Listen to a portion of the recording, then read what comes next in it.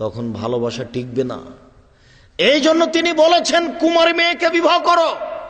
যদি আপনি দুলা ভাইয়ের কোলে বসে থাকা মেয়েকে বিবাহ করেন, সংসার ভালো টিকবে না। দুলা ভাই তো জেনা করার তালে শ্যালিকাকে যা কিছু চেয়েছে দিয়েছে, ও সংসার বিলিয়ে দিতে রাজি। ও তো জেনার তালে খুঁজছিল, ঘুরছিল। কাজেই শ্যালিকা বলেছে যে 10,000 টাকা লাগবে। 10,000 কেন, তুই আরো নে না। দুলা ভাইয়ের সাথে চলা মেয়েকে বিবাহ করলে আপনার সংসারে যখন আসবে, তখন দুলা ভাইয়ের সুবিধা তার বারবার মনে পড়বে, আপনাকে মূল্যায়ন করতে পারবে না। বাপের কাছে দামি জিনিস নেওয়াটা স্মরণে থাকে না। বাপ একটা জিনিস কিনে নিয়ে এসে দিয়েছে, তখন মেয়ে বলছে আব্বু আমি এটা নিব না।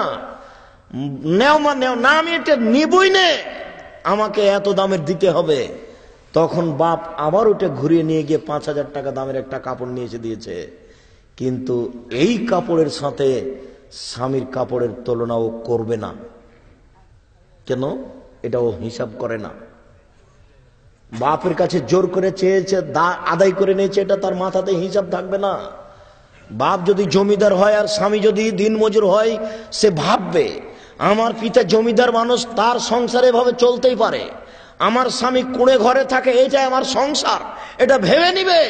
কিন্তু দুলা ভাইয়ের সাথে সে তার স্বামীকে সমতা করে দেখবে। বন্ধুর সাথে চলা মেয়েকে যদি আপনি বিবাহ করেন, তাহলে সে বন্ধুকে আর আপনাকে সমতা করে দেখবে, তখন সংসার টিকবে না। এই কারণে তিনি বলেছেন তোমরা কুমারী মেয়েকে বিবাহ করো যে পুরুষকে বুঝে না, এমন মেয়েকে বিবাহ করো যে পুরুষই বুঝে না। 10 টাকার কাপড়ও যা, 10,000 টাকা কাপড়ও তাই, মনে করে যে পুরুষ এরকমই দেয়। বাপ কোটি টাকা দিয়ে কাপড় কিনেছে, এটা বাপের টাকা কেউ হিসাব করতে পারবে না, এটা করেই না, ওটা তার মাথাতেই থাকবে না।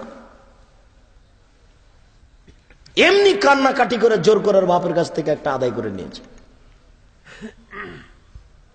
সম্মানিত উপস্থিতি, 2 নম্বরে তিনি বললেন আন্তাক আরহামান, বেশি বেশি বাচ্চা দিতে পারে কুমারী মেয়ে।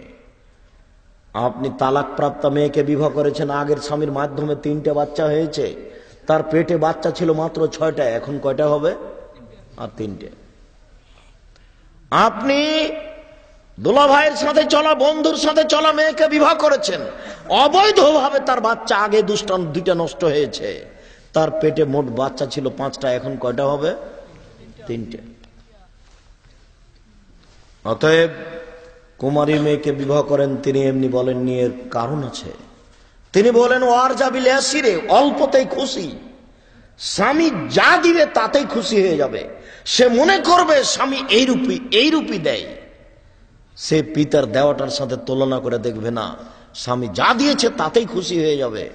অতএব বন্ধুর সাথে চলা মেয়েকে যদি বিবাহ করেন, দুলা ভাইয়ের সাথে চলা মেয়েকে যদি বিবাহ করেন, সংসার কন্ট্রোল হবে না। ঠিক আছে, সুন্দরী মেয়ে পাওয়া গেছে, তাহলে আপনি একটু দেখে নেন, দেখে নিয়ে বিবাহ করতে হবে।